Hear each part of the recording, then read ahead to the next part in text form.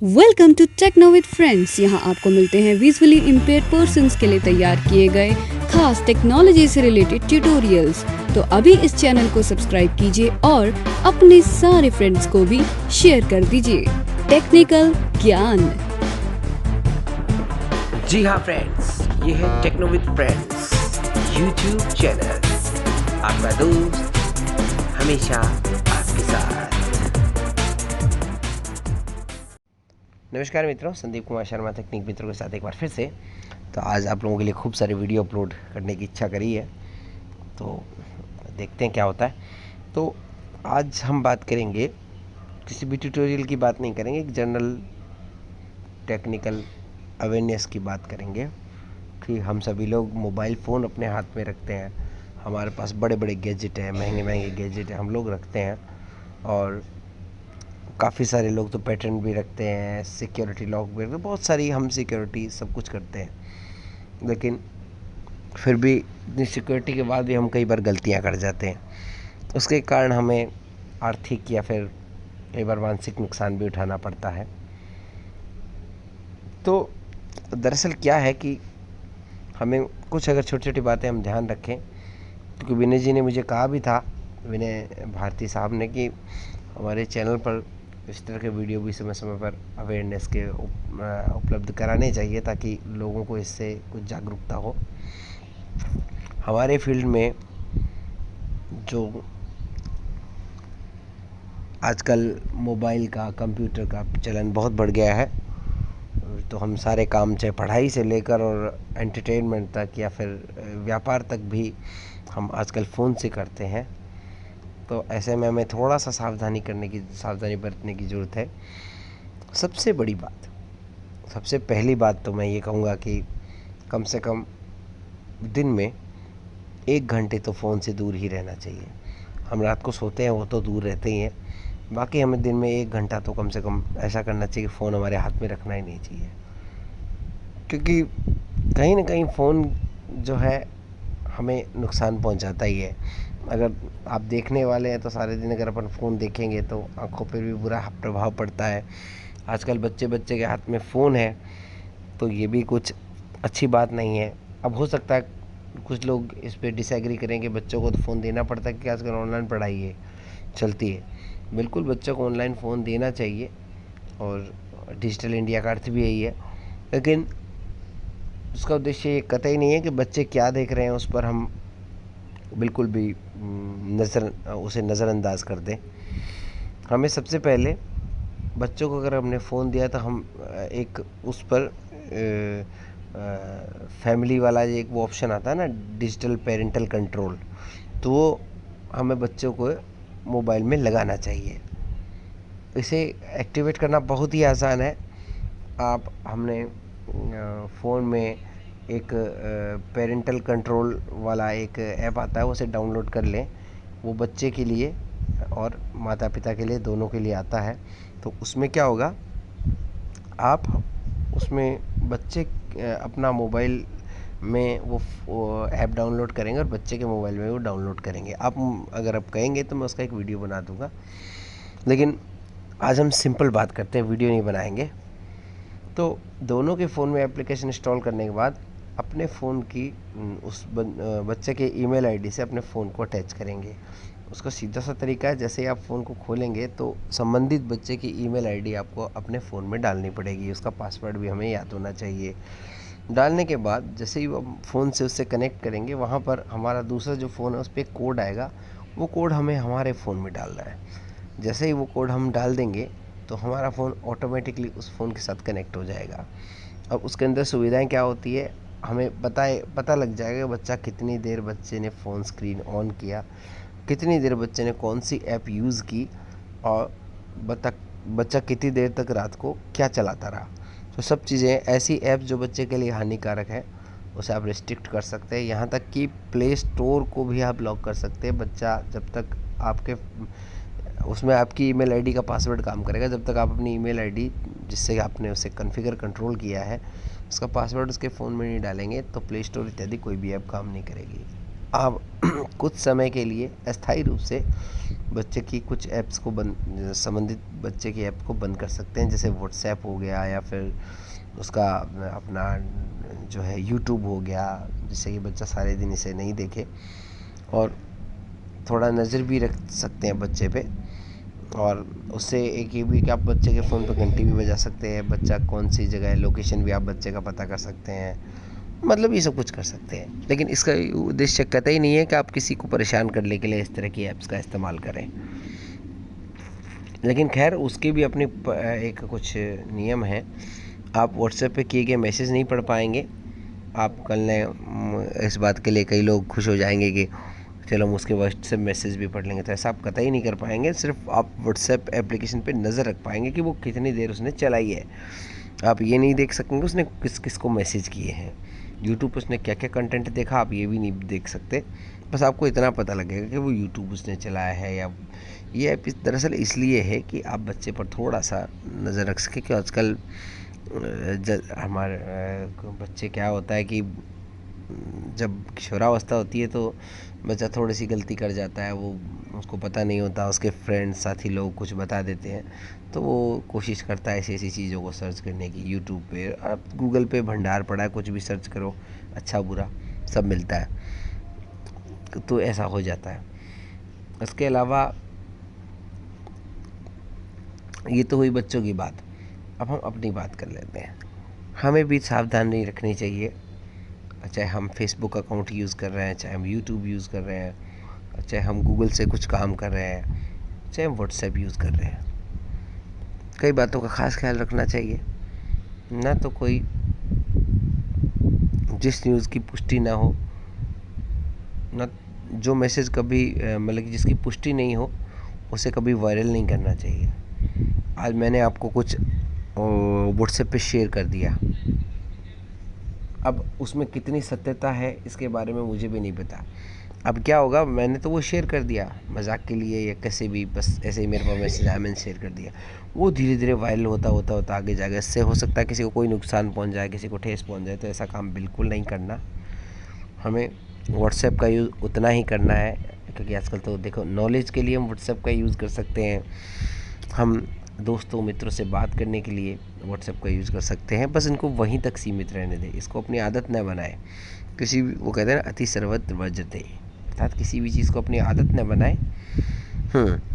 Addict नहीं होना चाहिए। यूज़ करें, यूज़ करना ही होता है, ये एप्लीकेशन बनी यूज़ करने के लिए, लेकिन इसका दुरुपयोग न करें। हमारी वजह से किसी को कोई नुकसान हो जाए, किसी को बुरा लग जाए, या फिर किसी को भी नुकसान पहुंचे, ऐसा काम बिल्कुल नहीं करना चाहिए। अगर जब ऐसा होने लगता है तो कहीं ना कहीं हमें भी कभी परेशानी उठानी पड़ सकती है। तो व्हाट्सएप का और फेसबुक का और जो भी आप एप्लीकेशन, यूट्यूब इत्यादि कुछ भी यूज़ करें, तो उसे बड़ी सावधानी से और बड़ी तरीके से मर्यादा में रहकर यूज़ करें। किसी भी चीज़ को, वो कहते हैं ना, स्वतंत्रता तो बिल्कुल जायज़ है, स्वच्छंदता जायज़ नहीं है। हम किसी भी चीज़ को तब तक कर सकते हैं जिससे जब तक कि दूसरे को उससे नुकसान न पहुँचे। अगर हमारे कृत्यों से दूसरे को नुकसान पहुँच रहा है तो ये ठीक नहीं है, ये दंडनीय अपराध हो जाता है। तो आपने देखा होगा कई लोग इस तरह के काम करते हैं फेसबुक पर या कहीं भी करते हैं, व्हाट्सएप पे कुछ फालतू की अफवाहें इधर उधर फैलाते हैं। उसका नुकसान उनको तो उठाना पड़ता ही है, लेकिन उनसे कितने लोगों को परेशानी होती है ये वो नहीं समझते। तो प्लीज़ आप लोगों से मेरा निवेदन है कि इस तरह के काम न तो करें, ना इस तरह के कामों में शामिल हों। मुझे पता है आप लोग बहुत समझदार हैं, लेकिन फिर भी ध्यान रखें, इस तरह के वायरल मैसेज नहीं करने चाहिए कोई भी। जैसे कई बार मैंने तो काफ़ी सारे मैसेज ऐसे देखे हैं, एक वो, ये देखिए, ये चित्र देखिए, इसमें ऐसा होगा, आपको ऐसा करना नहीं, आपको अपन को नहीं करना। जब तक चीज़ की पुष्टि नहीं हो, सत्यता नहीं हो उस चीज़ में, उसे आगे फॉरवर्ड करना ही नहीं चाहिए। ठीक है ना, आजकल तो ऐसा माहौल है कि बस पढ़ लिया, ठीक है, बात ख़त्म, आगे वायरल मत करो। हाँ, अगर आपको लगता है कोई न्यूज़ है जिसे हमें लोगों को पहुंचाना चाहिए, जिससे किसी का फ़ायदा हो, तो ज़रूर पहुंचाइए। अच्छी जानकारी देने में कोई बुराई नहीं है, दीजिए। लेकिन ऐसी जानकारी जिसका कोई तथ्य नहीं है, हमारे पास कोई पूरी जानकारी नहीं है, बस व्हाट्सएप टेलीग्राम कहीं पर आ गया, हमने उसे फॉरवर्ड कर दिया, पता नहीं उससे कितने लोग परेशान हो जाएंगे। कोई अ, हमारी गलती के कारण कोई परेशान हो जाते हैं, बड़ी बात है। कई बार हमने देखा है इस तरह के मैसेज आते हैं कि इस लिंक पर क्लिक करोगे तो आपका रिचार्ज हो जाएगा, या 1 GB 1.5 GB का रिचार्ज मिल जाएगा, 2 GB का, 4 GB का। ऐसा कभी नहीं होता। मुझे पता है ऐसे मैसेज पहले बहुत वायरल होते थे, आजकल तो बहुत कम हो गए हैं। तो लोग इस तरह की हरकतें कई लोग करते हैं। तो उससे क्या होता है, हमने जैसे किसी लिंक पर क्लिक किया, उस लिंक पे क्लिक करते ही चूँकि हमारा फ़ोन क्रोम से इत्यादि से सभी से लॉगिन है, हालांकि आजकल तो गूगल जो प्ले स्टोर है उसने बहुत ज़बरदस्त प्रोटेक्शन लगा रखा है, इसलिए वायरस या कोई भी चीज़ हमारे फ़ोन को प्रॉब्लम नहीं पहुंचा सकती। लेकिन फिर भी अलबत्ता अगर हम वो कहते हैं ना, जानबूझ कर ऐसी जगह जाएंगे जहाँ पर खाई है तो फिर तो हमें नुकसान उठाना ही पड़ेगा। तो हम गलती से उस लिंक पर क्लिक कर देते। एक बार बहुत काफ़ी समय पहले आईटी का वीडियो भी आया था हमारे भारत का, उसमें मैंने देखा था कि उन्होंने बताया कि जब तक आप अपने फ़ोन से किसी भी लिंक पर क्लिक नहीं करते या फिर आप अपने फ़ोन में बताए गए ओटीपी नहीं देते, तब तक आपका फ़ोन एकदम सुरक्षित है। फ़ोन, कंप्यूटर सब सुरक्षित है। लेकिन हम इस तरह की साइट्स पर जाते हैं, वहाँ पर हमने देखा फ्री वीडियो डाउनलोडर है, वहाँ पर फ्री ऐप डाउनलोड हो रही है। आपने देखा होगा कई फालतू ऐप होती है, इतने ऐड भर भर के आते हैं, उस कई बार वो फ़ोन को हैंग कर देते हैं। तो ये सब जो होती है, हमें हम स्पाईवेयर होते हैं जो हमारे फ़ोन को या कंप्यूटर को नुकसान पहुंचा देते हैं। कंप्यूटर से ज़्यादा परेशान, मतलब कि गड़बड़ होता है, और फ़ोन तो फिर भी प्रोटेक्ट ही रहता है। तो बात ये कर रहे थे कि जैसे कोई भी एप्लीकेशन है, हमने कोई भी लिंक क्लिक किया, तो हमारा जो फ़ोन है, क्योंकि हमारे गूगल से सभी चीज़ों से साइन इन है हमारी आईडी, तो फ़ोन उस पर एक बार साइन इन हो जाता है। तो हमेशा ध्यान रखें, जहाँ पर आप, जिस साइट पर आपको भरोसा नहीं हो और जिस लिंक पर आपको भरोसा नहीं हो, उस पर कतई क्लिक न करें। क्लिक करने से आपकी सारी जानकारियाँ उन लोगों के पास पहुंच जाती है। हालांकि काफ़ी सारी ऐप्स है जिसमें लिखा जाता है कि ये आप गूगल प्ले स्टोर में, तो बहुत अच्छी सुविधा उसमें सब, जैसे आप किसी भी ऐप पर क्लिक करते हैं अनजान ऐप पर, तो वो कहता है पहले आपका डेटा जो है इसमें सुरक्षित नहीं रहेगा, हो सकता है आपका डेटा ये कलेक्ट करे। ज़्यादातर कोशिश करें किसी भी ऐप को, जिस ऐप पर ज़्यादा आपको भरोसा नहीं, उसे कॉन्टैक्ट की परमिशन कभी न दें। किसी भी ऐप को, मतलब जैसे होता है ना कि कॉल करने की परमिशन न दें, मैसेजिंग करने की, अगर आप इनकी परमिशन उनको दे देते हैं तो मे बी वे आपके मोबाइल्स, फ़ोन नंबर या फिर आपके मैसेज, कोई भी चीज़ को वो हैक कर सकते हैं। तो जब तक आप लोग ऐसा नहीं करेंगे, ऐसी फालतू ऐप पर नहीं क्लिक करेंगे या किसी लिंक पर नहीं क्लिक करेंगे, तब तक आपका फ़ोन सुरक्षित है। फाइनेंशियल प्रॉब्लम्स की बात करते हैं, यानी कि फाइनेंशियल जो कई बार नुकसान होता है, वो हम क्या करते हैं, हम लोग जैसे हमें फ़ोन किया, पहले वो एटीएम वाले काफ़ी समय चले थे कि आपका एटीएम ब्लॉक हो रहा है, ये वो पता नहीं क्या क्या।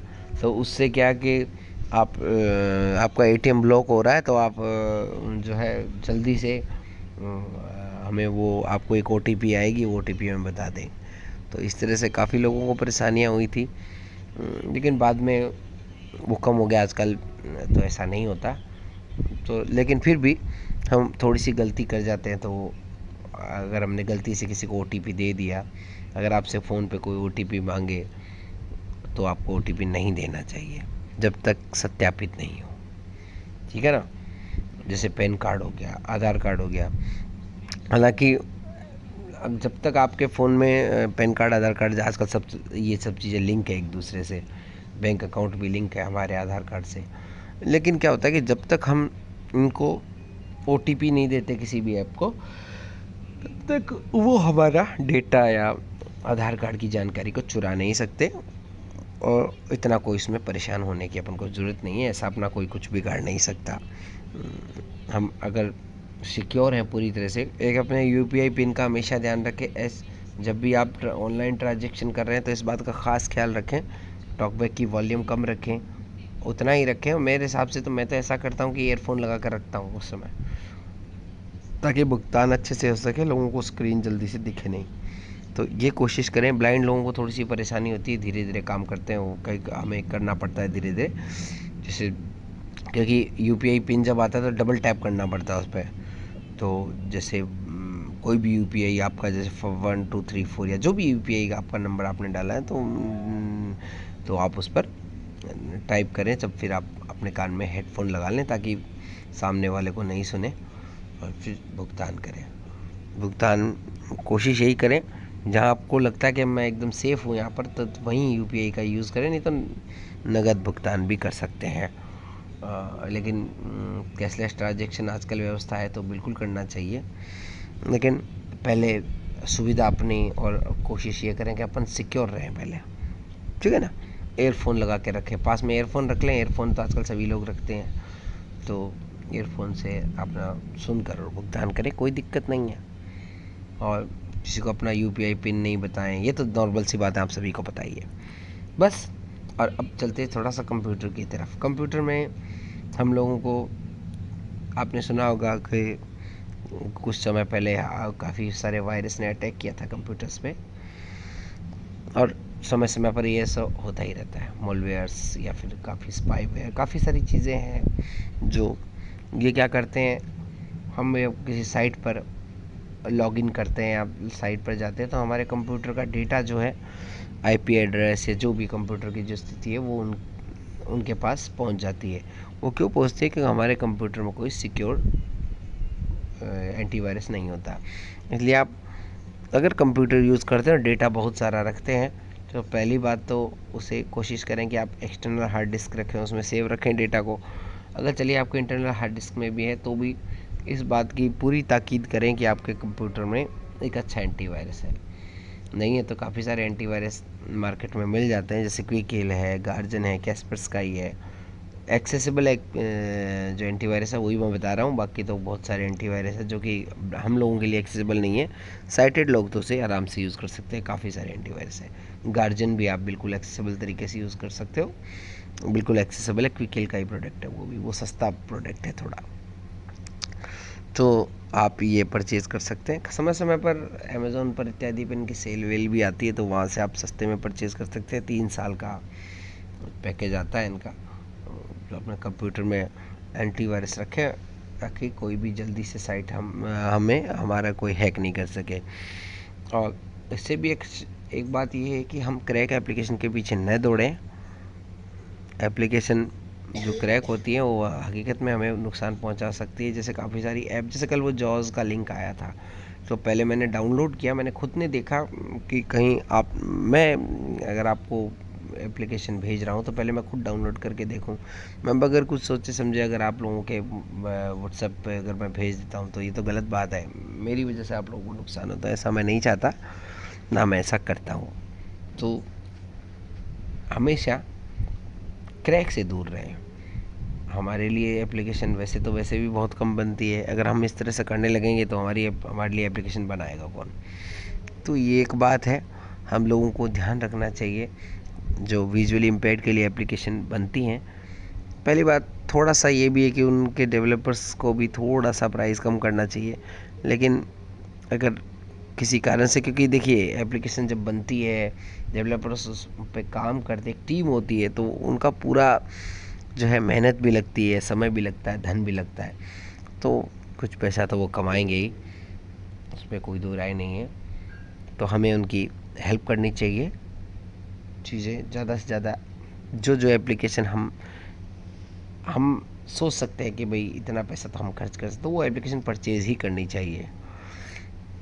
अब जॉज़ जो है बहुत महंगा सॉफ्टवेयर है, वैसे उसका साल भर का प्राइस 15,000 रुपये है, तो हम इसका अल्टरनेट है ना हमारे पास, एनवीडिया बहुत शानदार एप्लीकेशन है। एनवीडिया जैसी तो कोई एप्लीकेशन नहीं है, जो कि आपको ओपन सोर्स है और फ्री ऑफ कॉस्ट है, कोई पैसा नहीं लगता, और आराम से आप उसे मस्ती से यूज़ कीजिए, कोई समस्या नहीं है, हमें ज़रूरत कहाँ है उसकी, ठीक है ना। तो इस तरह से हम एनवीडिया भी यूज़ कर सकते हैं, हमें ज़रूरत ही नहीं है किसी ऐसी वैसी एप्लीकेशन को क्रैक करने की। तो बस सिंपली आराम से विंडोज़ भी भाई कोशिश करें कि ओरिजिनल यूज़ करें, अगर आप नहीं कर सकते तो एक्टिवेटर तो बहुत सारे आते हैं, करते ही हैं लोग, लेकिन कोशिश यही करें, जैसे आजकल नए लैपटॉप जो खरीदते हैं सबके पास ओरिजिनल विंडोज़ होता है, डुप्लीकेट किसी के पास नहीं होता। तो बस आराम से उसे यूज़ करें और कोई दिक्कत नहीं। बस एंटीवायरस इत्यादि कंप्यूटर में रखें और डेटा को कोशिश ये कह रहे हैं कि हमारे पास एक एक्सटर्नल हार्ड ड्राइव हो, ताकि अगर कंप्यूटर में कभी कोई प्रॉब्लम बाई चांस आ भी जाए तो हमारा डेटा तो कम से कम सुरक्षित रहे। 2-3 दिन में एक बार अपडेट करना चाहिए कंप्यूटर को एंटीवायरस से, ताकि कंप्यूटर में प्रॉब्लम नहीं हो। अपडेट करते रहना चाहिए एंटीवायरस को। ऐसा नहीं कि एक बार अपडेट किया तो महीने भर अपडेट नहीं करें, तो क्योंकि वायरस तो रोज़ नए बनते हैं और रोज़ हम कोई न कोई साइट पर जाते ही हैं। तो जिस साइट पर ज़्यादा विज्ञापन होंगे हो सकता है उस पर वायरस भी हो। तो और हम जो गाने वाने फ्री में डाउनलोड करते हैं या फिर ऐसे कुछ एप्लीकेशन फ्री में डाउनलोड करने की कोशिश करते हैं क्रैक वाली, तो वहाँ पर तो लगभग मालवेयर्स होते ही हैं। तो हमें सावधानी रखनी चाहिए। फिर भी आपको कुछ डाउनलोड करना है तो एंटीवायरस साथ रखें। अगर कोई प्रॉब्लम होगी तो एंटीवायरस आपको बता देगा कि ये साइट्स जो है सुरक्षित नहीं है आपके लिए। आजकल तो गूगल क्रोम भी बताता है, गूगल क्रोम फ़ोन पे भी बताता है। फ़ोन में इंटरनेट ब्राउज़र जो है सैमसंग का, वो सब बताता है कि ये साइट आपके लिए सक्सेस नहीं है।